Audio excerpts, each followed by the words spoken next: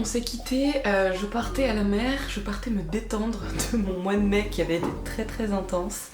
Et mon début de juin a été quand même assez chargé. Mais la bonne nouvelle, c'est que je me retrouve avec une grosse partie de mon book fait. J'ai fait la mise en page, je vais vous montrer tout ça, je vais vous expliquer un peu tout ça. Donc là il me reste véritablement à faire les pages de garde, donc de mes thématiques, histoire de, quand on ouvre mon book, de savoir un peu où est-ce qu'on met les pieds. Et puis après, je dois aussi mettre un peu en page tout ce qui touche à mon livre. Vous savez, la mystérieuse pâtisserie, Lou et la mystérieuse pâtisserie, que j'avais commencé, mon dossier d'édition. J'ai fait des illustrations, donc ça serait dommage de ne pas les montrer. Donc il faut que je réfléchisse aussi à une mise en page par rapport à ça. Et puis après, je vais pouvoir véritablement créer mon book en PDF et pouvoir bientôt l'envoyer. Donc je suis très très contente parce que ça y est, ça a bien avancé. Ça m'a demandé pas mal de temps et d'énergie, mais je suis vraiment très très heureuse du résultat. Je vais vous montrer ça, vous expliquer un petit peu. Qu'est-ce que ça veut dire du coup pour la suite niveau programme de vlog? Étant donné que l'été arrive, je vous avoue que je vais mettre un peu en pause mes recherches de contrats free. Je reste bien évidemment en veille et je regarde un peu à droite à gauche et open si jamais il y a une opportunité. Maintenant je vais être un peu moins dans l'action des marchés. Là pendant un moment c'était tous les jours je cherchais, je postulais, je regardais, etc. Je refaisais mes profils, etc. Je faisais un petit audit de tout ça. Là je pense clairement qu'avec l'été qui arrive, c'est pas la meilleure période malheureusement. Et puis l'activité redémarre pas de dingue je trouve de toute façon, donc je vais attendre fin août début septembre pour m'y remettre, ce qui veut dire que je vais pouvoir me consacrer à partir de maintenant au livre que nous avons décidé d'écrire avec Juliette, parce que le projet quand même c'est de l'envoyer à une maison d'édition, enfin même à toutes les maisons d'édition qui voudront peut-être de ce livre, et pour ça j'ai pas mal de boulot, donc je suis vraiment contente parce que quand mon book sera terminé, même si je vais commencer à travailler là le livre avant de terminer complètement mon book, le fait de savoir que ça y est, je me dégage du temps pour ce projet, ça va faire du bien et ça va me forcer aussi à avoir une rigueur. C'est vraiment, on s'en rend peut-être pas compte, mais écrire un livre, ça demande véritablement une grosse rigueur. Et c'est pareil pour l'illustration, c'est que faut s'astreindre à faire les croquis et s'astreindre à ce que notre croquis soit bien comme on veut, ne pas céder à la facilité de se dire oh non mais flemme, je verrai plus tard au pire.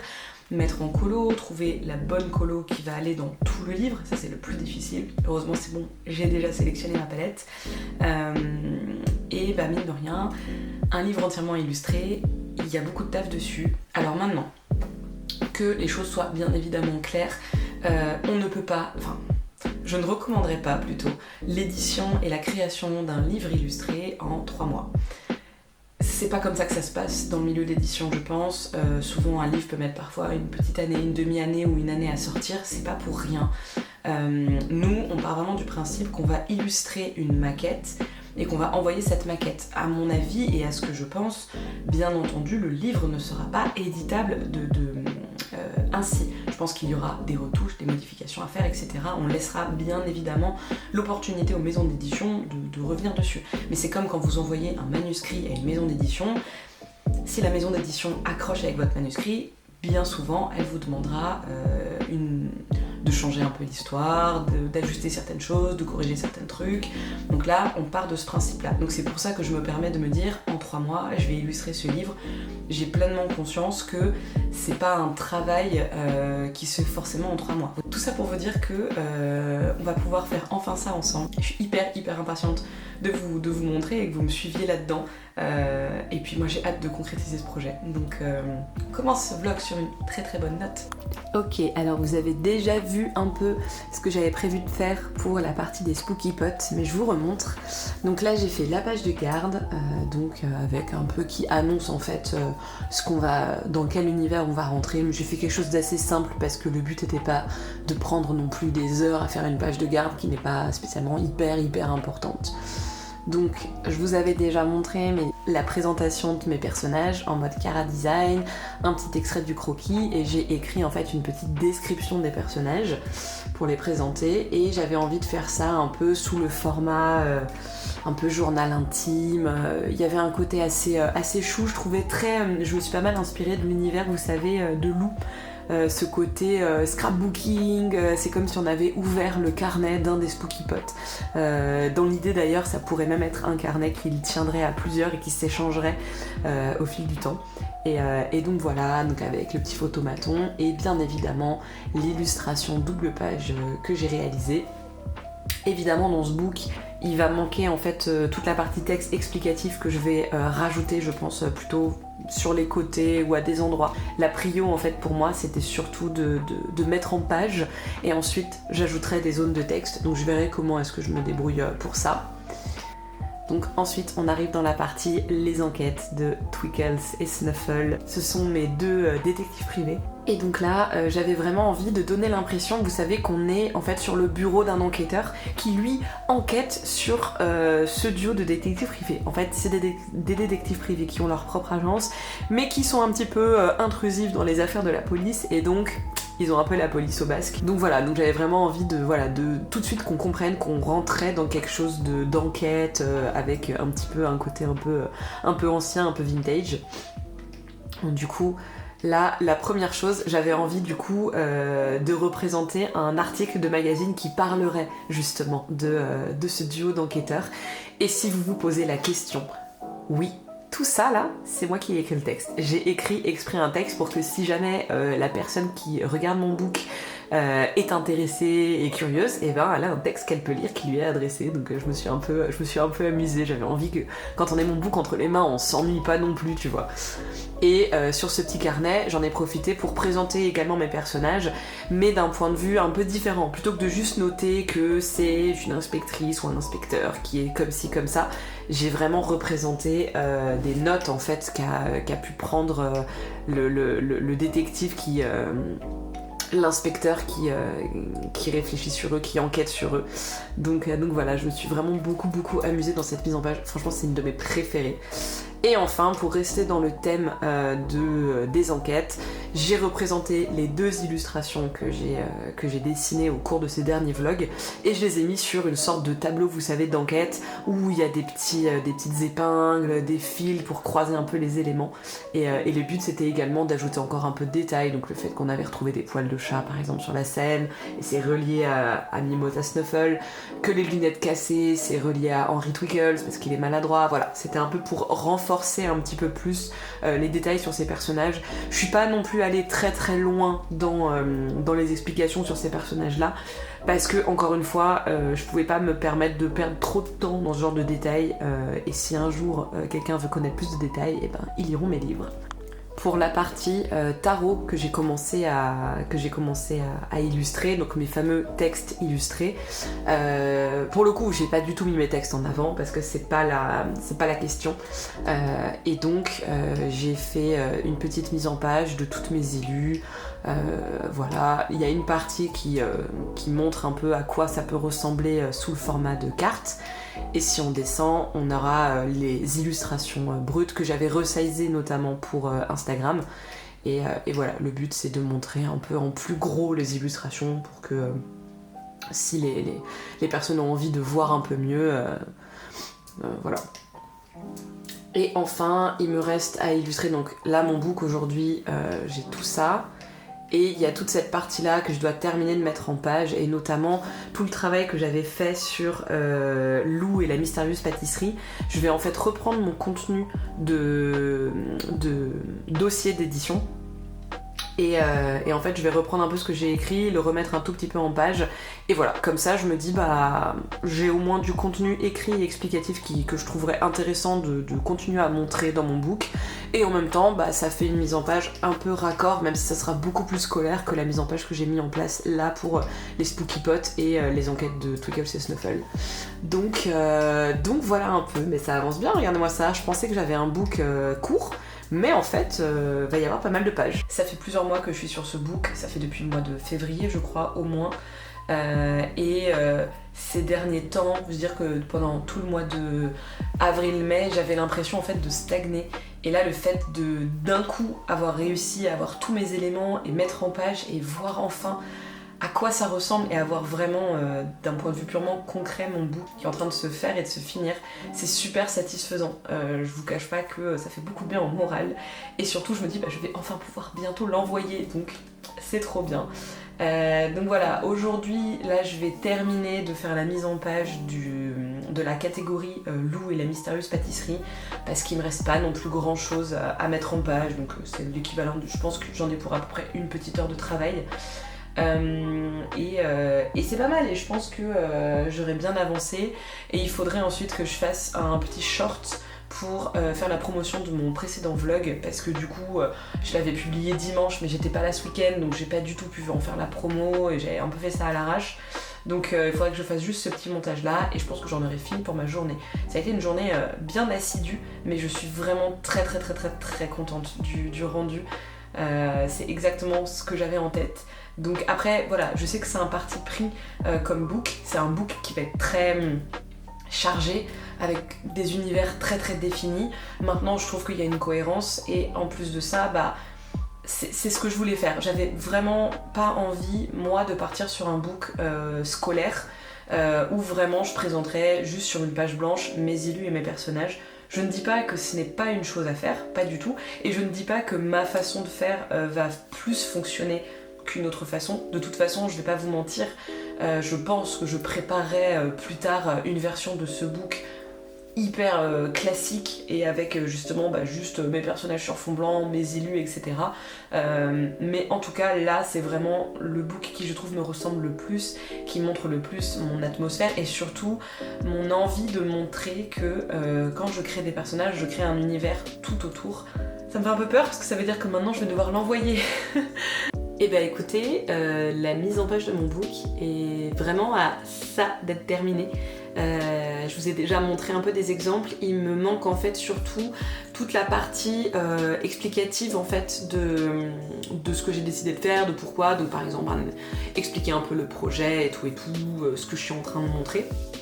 En attendant, maintenant que je me suis libérée un peu de temps, parce que le book me prenait quand même mine de rien pas mal de temps, j'ai pu commencer à reprendre l'illustration des croquis du livre qu'on est en train d'écrire avec Juliette.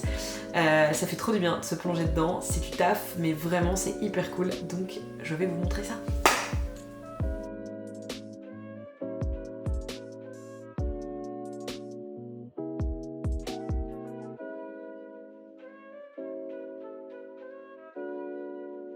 Comment ça se passe le croquis? Comment est-ce que je le fais pour ce livre?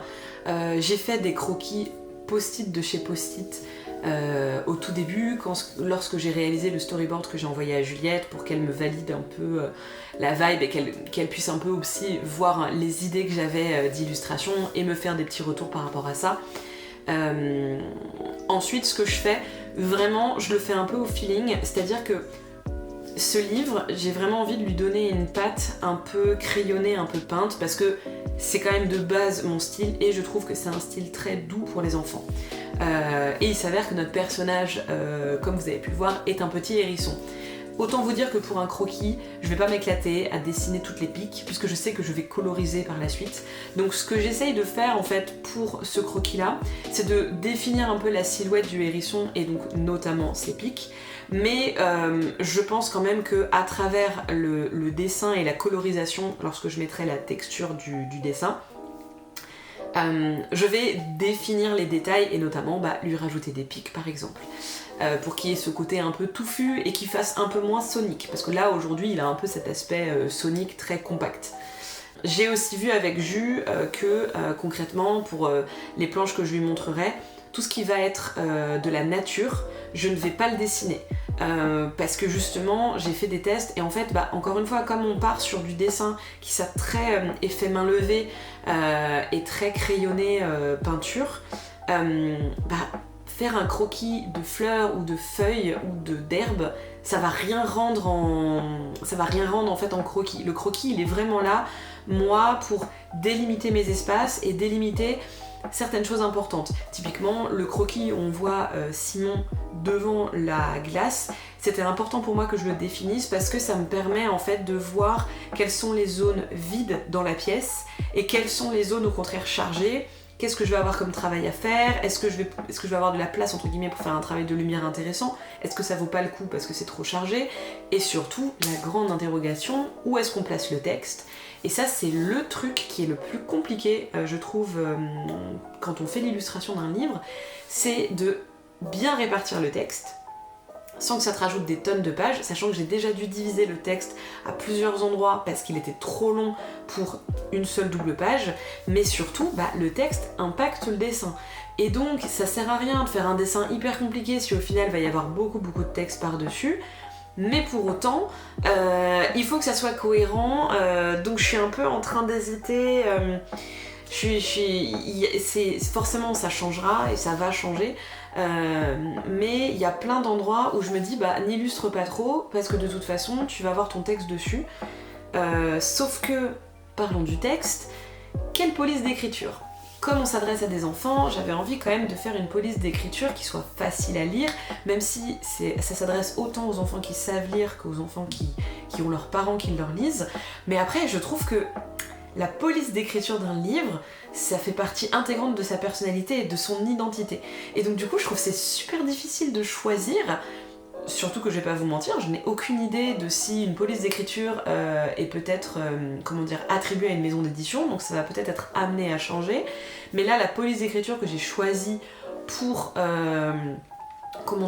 pour décrire l'histoire actuellement, je suis pas forcément très satisfaite. Oui, elle est facile à lire, mais je la trouve très scolaire. Donc, je sais pas, il y a un truc qui me perturbe. Mais de l'autre côté, je ne peux pas mettre de police libre de droit, puisque ça va être un projet qui va être amené à être commercialisé. Et donc, pour ça, il faut acheter une police ou utiliser une police qui est classique, par exemple la Time New Roman, ce genre de choses. Donc, je suis un peu partagée. Il y a une part de moi qui me dit, je peux peut-être partir sur de la Futura. C'est une police que vous voyez vraiment partout, qui est bâton. Sauf que, je dois quand même partir du principe que cette police, je dois lui réserver, on va dire, un espace.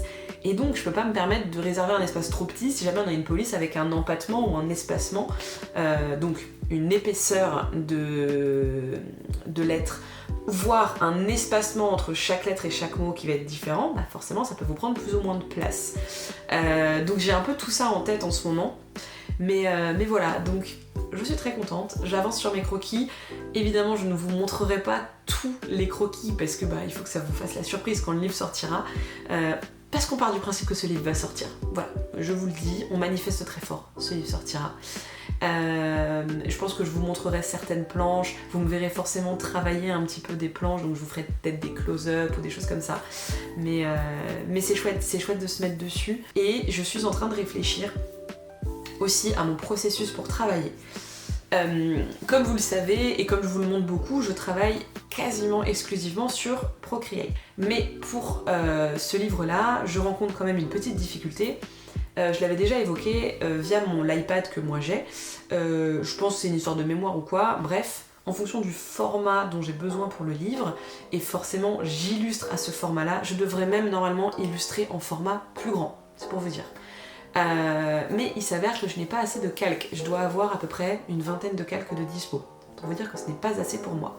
Je suis donc en train de réfléchir à faire en fait ma première base de couleurs, donc vraiment mes aplats de couleurs, à les faire sur Procreate, et là 20 calques devraient être suffisants, pour ensuite me basculer sur Photoshop, et ensuite faire tous les détails sur Photoshop. Le petit problème, c'est que j'ai des brushes Procreate, qui ne sont pas les mêmes que Photoshop. Mais donc voilà un peu, je pense que c'est comme ça que je vais travailler, notamment tout ce qui touche à la lumière. Je pense que je vais le faire sur Photoshop. Tous les petits détails, les petits trucs de crayonné, enfin voilà, je suis un peu en train de réfléchir à ça.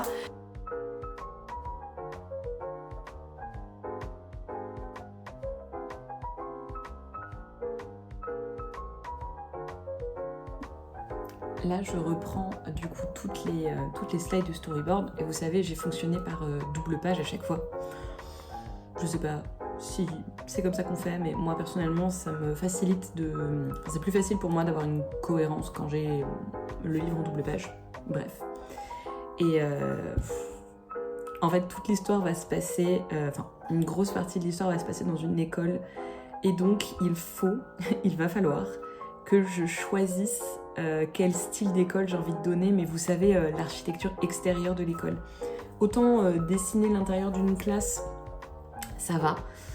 Mais alors il va falloir que je trouve un design d'école, sachant que j'avais bien envie de faire une école, vous savez le cliché des écoles de petits villages, donc un côté un peu ancien, un peu années 50, mais pas non plus trop compliqué. Et encore une fois, on en revient à cette histoire de détails, c'est qu'à la fois je dois faire quelque chose où on comprend très très vite que c'est une école et visuellement ça passe et tout, et en même temps, je peux très vite me perdre dans des détails d'architecture.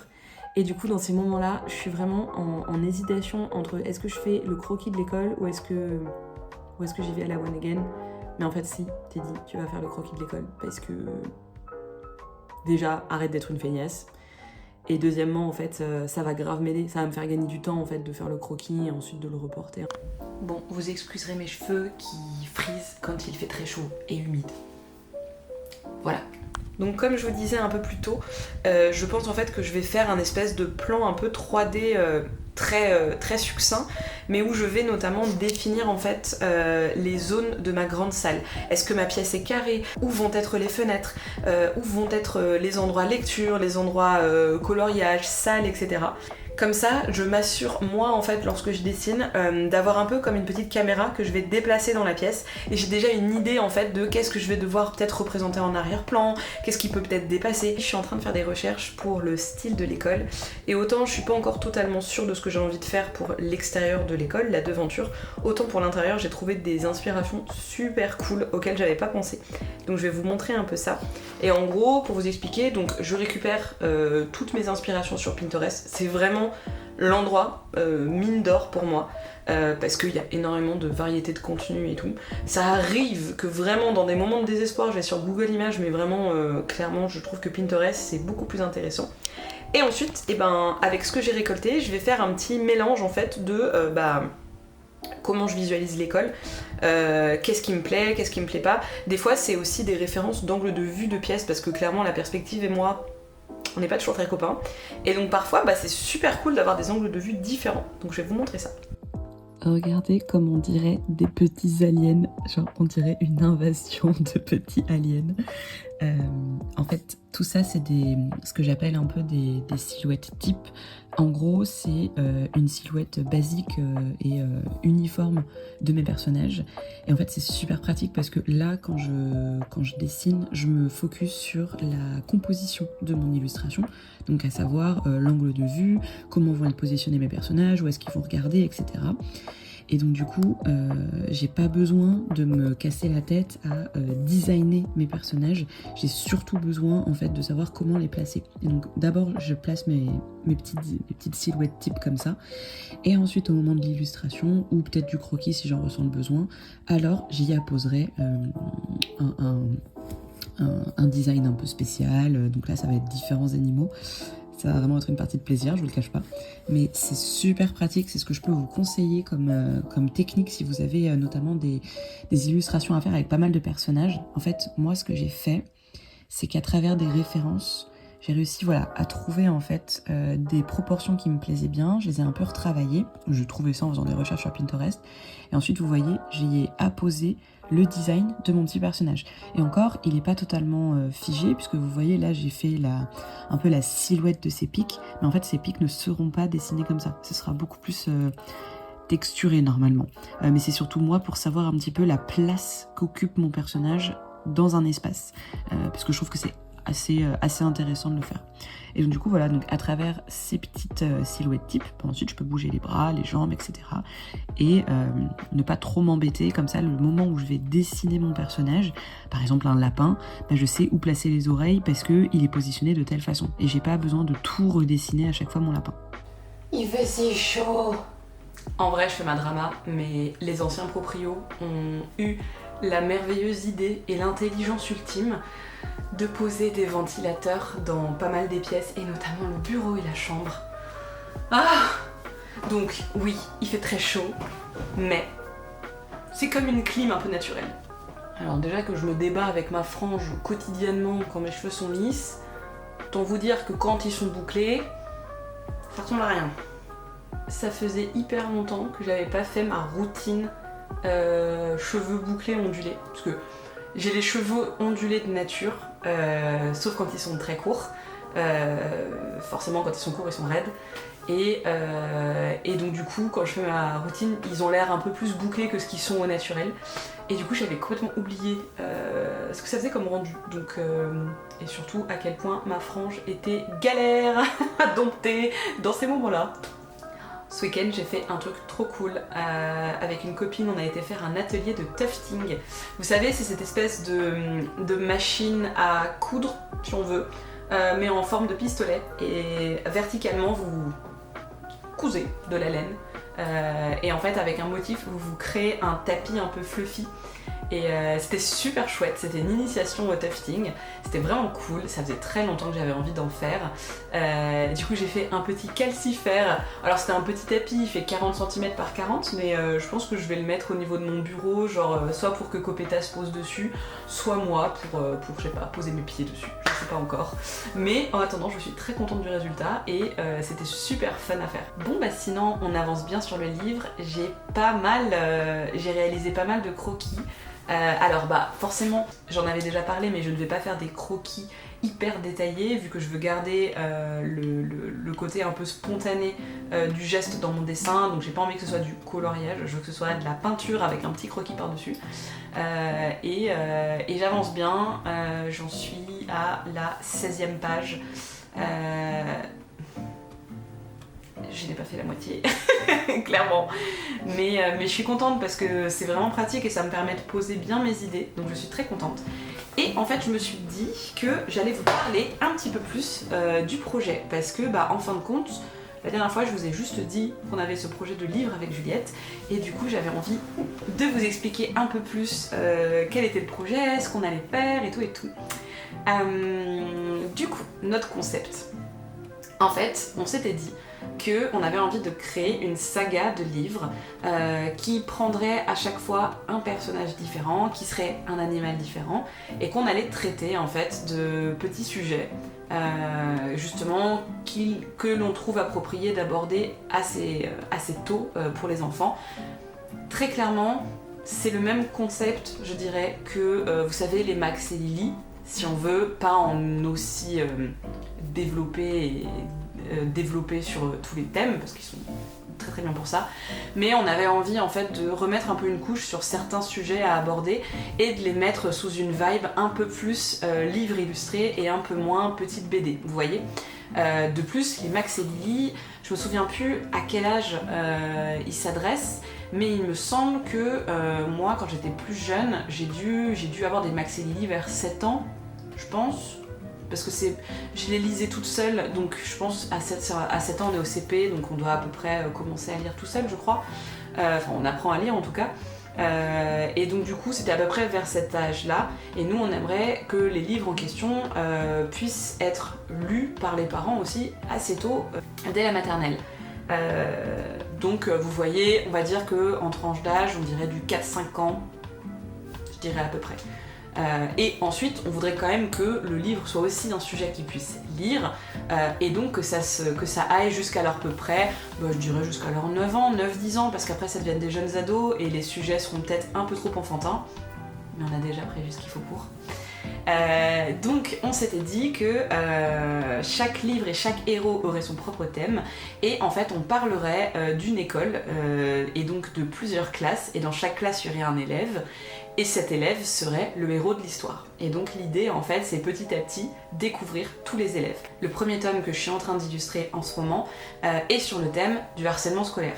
C'est pas quelque chose de très révolutionnaire, on en parle beaucoup, on est en train de sensibiliser de plus en plus les jeunes, parce que ça fait littéralement des accidents extrêmement graves, donc c'est un sujet qui est très important, mais surtout c'est ce dont on avait un peu parlé avec mon amie qui du coup est professeure, donc elle est au contact de ces jeunes enfants, et elle me disait en fait ça commence hyper tôt, et c'est vrai, on le voit en fait que dès que les enfants commencent à se sociabiliser, il y a cette notion de groupe, et il y a cette notion malheureusement de la différence peut exclure, etc.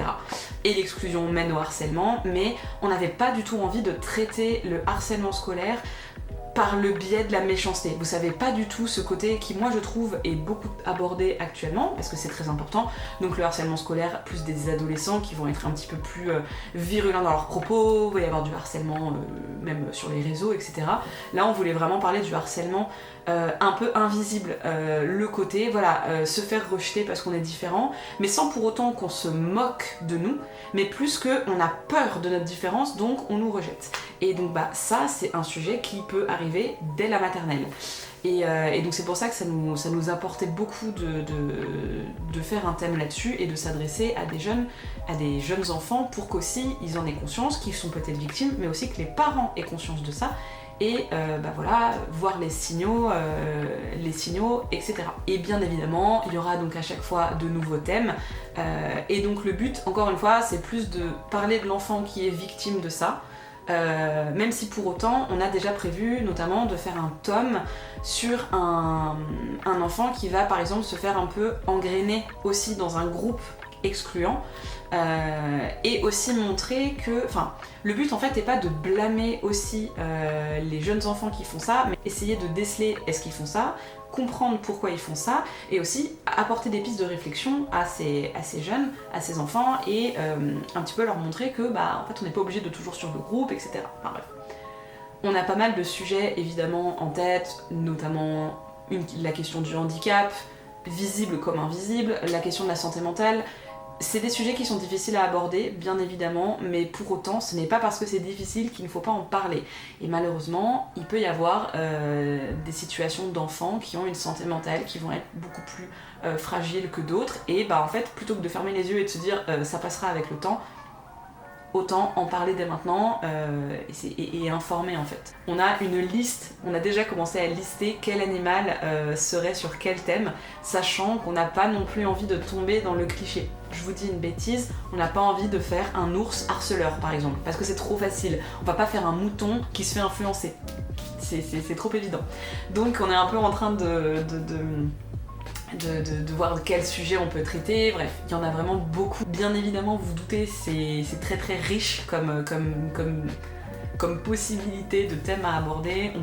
Je pense pas qu'on pourra tous les faire en une seule vie. C'est un projet qu'on aimerait donc faire éditer, ça c'est ce que je vous avais dit. Il y a un monde où on pourrait en effet peut-être le faire en financement participatif. Je vous cache pas en toute transparence que c'est pas l'option qui moi me conviendrait le mieux. Parce que quand vous faites un financement participatif, en fait l'argent que vous récoltez, si vous arrivez par exemple, si vous décidez de récolter 10 000 euros, et bien les 10 000 euros que vous récoltez en fait sont considérés comme un chiffre d'affaires aux yeux de l'État.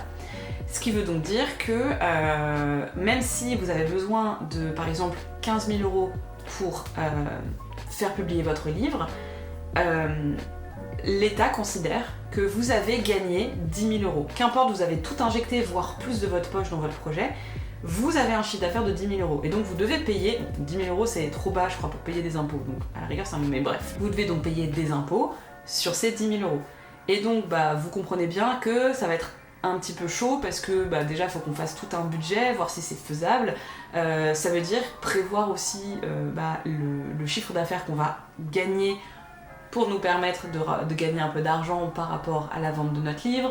Bref, ça prend en compte beaucoup de choses. Moi, là où je suis encore moins partante, c'est que, étant donné que je suis en auto-entreprise, si on va faire un crowdfunding, potentiellement, ça serait via mon auto-entreprise. Et donc, moi, ça me rajouterait du chiffre d'affaires, du faux chiffre d'affaires sur mon actuel chiffre d'affaires annuel. Donc voilà, c'est un peu, ça peut être un peu touchy, on l'écarte pas pour autant. Mais je vais voir s'il y a peut-être pas d'autres pistes de réflexion, on va regarder un petit peu, voir s'il n'y a pas d'autres possibilités. Personnellement, l'option de mettre une partie à disposition gratuite du livre pourrait être une option. Plutôt que de faire dans ce cas un crowdfunding, faire juste de l'auto-édition avec nos fonds propres, mais passer par un système par exemple de précommande. C'est-à-dire qu'on peut offrir par exemple les 10 premières pages du livre, et si la personne a envie d'en savoir un peu plus, etc., on peut très bien dire ok, est-ce que tu veux commander le livre, et au bout d'un certain nombre de précommandes, on peut passer chez un éditeur, enfin un imprimeur, et il nous imprime le nombre d'exemplaires. c'est une option à laquelle on réfléchit également, il faut qu'on voit. Mais en attendant, on a très envie que ce livre sorte et on a surtout très envie de développer la saga parce que le but est de sortir plusieurs livres dans ces différents thèmes et de retrouver les personnages. On a déjà prévu comment un petit peu intégrer chaque personnage, mais en tout cas je suis très contente parce que ça prend forme. C'est super cool de voir les planches prendre forme, je suis hyper impatiente de les coloriser. Et ouais, c'est vraiment un beau projet. Donc voilà, ça va être mon projet là de tout l'été. Parce que dès la rentrée, je vais me remettre quand même à postuler et à chercher des missions. Voire peut-être à trouver des contrats un peu plus type CDD si jamais vraiment je vois que ça repart pas. Parce que pour ce moment, le marché c'est compliqué de toute façon. Et dans mon secteur, c'est très compliqué même pour les entreprises. Donc elles font même pas appel à des free. Donc c'est un peu ce que je me dis. Je vais tout donner cet été pour avancer. Et puis à voir après pour pouvoir l'envoyer en maison d'édition et croiser fort les doigts pour qu'on soit édité. J'ai cassé la manivelle de mon trépied.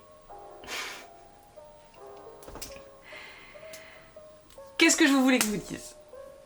Voilà. Je vous retrouve ici pour clôturer ce vlog. En fin de compte, je me rends compte que je vous vlog sur des périodes assez resserrées. Genre souvent c'est pas plus d'une semaine. Mais comme je parle beaucoup et que je vous montre pas mal de choses pendant ces moments-là, forcément, je sais que certains d'entre vous voulaient un vlog plus long. Alors là, je vous ai fait un vlog, je crois qu'il va faire 40 minutes, peut-être même plus. Donc, vous êtes servis. Je vais arrêter le vlog ici. Je n'ai pas grand-chose de plus à vous dire. Je n'ai pas avancé de manière significative pour vous montrer et continuer le vlog et vous montrer de nouvelles choses.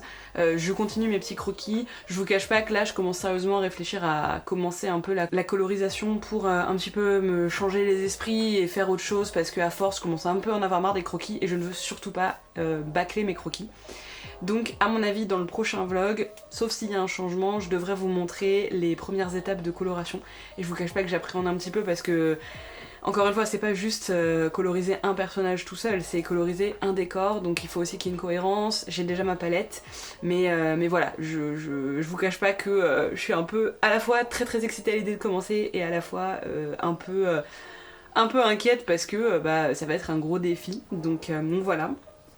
À côté de ça, j'ai pas chômé, j'ai aussi pas mal avancé. Ça faisait un bon gros mois que j'avais pas écrit parce que je sais pas, j'arrivais pas à trouver l'inspi, je sais pas. Et en fait, en l'espace de 48 heures, j'ai écrit 2 textes dont je suis très contente et donc que je vais vous partager. Et j'ai également réalisé en une semaine 2 illustrations. Il y en a une que j'ai terminée, mais genre, j'ai écrit le texte, le lendemain je faisais l'illustration. Le croquis, la colo, tout, c'est bon, tout est prêt. Le mock-up, tout est prêt, donc c'est le prochain texte que je vous publierai. Et à côté de ça, j'ai aussi commencé le croquis et des ébauches de colo d'un autre texte. Au début, j'étais pas sûre de Lilu. En fait, je trouve Lilu très belle et j'adore les couleurs utilisées. C'est juste que ça peut ressembler un petit peu à une Lilu que j'ai déjà faite. Et donc sur le moment, j'hésitais un petit peu. Et pareil, c'est un texte, j'hésitais un peu à le partager. Enfin, quand on écrit et qu'on partage ses écrits, surtout en plus la manière dont moi je peux écrire et ce que je peux partager à travers tout ça et ce que je peux dire et les métaphores que je peux utiliser et les thèmes que j'aborde, il y a toujours un moment en fait où vous vous dites est-ce que ça vaut vraiment le coup que je continue parce que est-ce que ça parle aux gens, est-ce que c'est pas dérangeant. Je pourrais comprendre que, étant donné que je n'aborde pas toujours des sujets très joyeux, des thèmes sous un prisme très joyeux, je peux comprendre que malheureusement pour beaucoup de personnes, que ce soit des inconnus comme des proches, la peine ou la tristesse ou juste les émotions, tout le monde n'est pas à l'aise avec les émotions. En fait, je veux même dire, très peu de gens sont à l'aise avec les émotions et donc j'ai eu un petit moment, et je pense que c'est ça qui m'a bloquée dans mon écriture, où je me suis vraiment posé la question, est-ce que ça vaut la peine que je continue parce que j'ai pas envie de déranger. Exprimer ses émotions comme ça sur la place publique, c'est de base quelque chose qui n'est pas très bien vu, et donc voilà, pendant un moment j'ai beaucoup hésité à continuer. Je me suis dit est-ce qu'en fait je vais pas juste mettre mes illustrations sans mes textes, parce qu'après tout c'est ce qui parle le plus aux gens, de voir mes illus. Je sais pas si les gens lisent forcément beaucoup les textes, mais en tout cas, je sais que les illus vont plus capter l'attention, et ça me convient aussi, hein, y a pas... C'est ça qui est très ambivalent avec cette dynamique, c'est qu'en fait, j'ai d'abord écrit mes textes et je me suis dit, je ressens le besoin de les partager, donc il faut que je le fasse sous une forme moins brutale que juste balancer mes écrits, et donc je vais faire de l'illustration avec, parce que ça m'inspire d'écrire, enfin, ça m'inspire d'illustrer ce que j'écris. Et pour autant, du coup, je savais que présenter mes illustrations en priorité serait plus attractif pour les gens. Donc mes textes allaient passer au secondaire, mais pour autant, c'est partager mes textes qui est très important pour moi. Donc c'est très ambivalent, mais moi ça me convient. Et donc je suis arrivée à ce moment où il y a eu un petit déséquilibre et je me suis posé pas mal de questions. Et en fait, il y a deux choses qui m'ont fait me dire que non, je devais continuer. La première, en fait, c'est que je me rends compte d'à quel point ça me fait du bien. Tout simplement. Et parfois, vous savez, juste soyez égoïste et pensez à vous. Et en fait, bah parfois, juste, c'est suffisant en fait, de se dire, bah en fait non, ça me fait du bien. Faites-le. Si ça vous fait du bien de partager vos textes, de partager vos photos, de partager vos dessins, qu'importe, n'attendez pas à ça vous fasse du bien parce que des gens vont réagir, mais juste si le fait de le faire, de le sortir de vous, c'est suffisant. Mais en fait, c'est la meilleure des raisons. C'est même la plus importante. Après, je peux comprendre la déception de ne pas recevoir l'accueil qu'on aimerait, parce que bah en plus quand on se livre, on a ce côté bon bah en plus là je me mets sur la place publique, donc j'aimerais bien que les gens sur la place m'écoutent. Donc c'est très je peux comprendre, c'est des sentiments très paradoxaux. Mais voilà, donc la première raison c'est ça, c'est que juste en fait ça me fait du bien, et je pense qu'aujourd'hui je suis dans une phase de ma vie où j'ai besoin de me faire passer en priorité, et si me faire passer en priorité c'est publier des illustrations que je trouve jolies et de publier des textes que je trouve jolis, franchement je pense que je fais pas trop de mal aux gens. Et j'ai envie de vous dire, si ça dérange les gens ce que vous exprimez, c'est leur problème aussi à eux, et dans ce cas qu'ils viennent vous en parler, enfin encore une fois voilà. Et la deuxième chose, c'est que donc j'étais dans cette petite spirale de réflexion, et en fait vous savez, je poste mon contenu sur Instagram et je poste un contenu un peu différent sur TikTok, d'une façon un peu détournée et plus vocale. Et en fait j'ai reçu un commentaire de juste une personne qui a seulement commenté que ça lui parlait, ce que je disais. Et en fait c'est la chose qui m'a poussée à sortir mes textes, c'est que je me suis dit, s'il y a ne serait-ce qu'une seule personne sur cette terre qui, en lisant ce que j'écris, peut ne pas se sentir seule, peut se sentir moins seule, et se dire, punaise, je suis pas toute seule à ressentir ça, c'est génial. Si elle peut ne serait-ce que ressentir cette émotion, alors j'ai tout gagné. Alors en fait, le projet, c'est bon, j'ai réussi. Parce que c'est un sentiment incroyable. Donc du coup j'ai reçu ce commentaire, et en fait vraiment ça m'a énormément touchée, et ça m'a confortée dans l'idée que bah non, j'allais continuer, ça me fait du bien, et il s'avère que ça fait du bien, et que ça a fait du bien à ne serait-ce qu'au moins une seule personne. J'ai tout gagné. Donc voilà, donc j'ai continué les illustrations, je pense que c'est ce que je vais faire là dernièrement. Ça m'aide aussi un petit peu, des fois vous savez quand on a le nez dans un projet comme le livre, ça fait du bien aussi parfois de s'aérer un peu l'esprit, de dessiner autre chose, donc là je m'aère un peu l'esprit là-dessus. Et comme ça je me réentraîne un peu à la colorisation avant de m'attaquer à la colo du bouquin. Mais voilà, donc je suis très contente, je suis vraiment... c'est un bon équilibre je pense. Merci beaucoup d'avoir regardé ce vlog, et puis bah, d'ici le prochain vlog, prenez soin de vous et de votre créativité. Et à bientôt!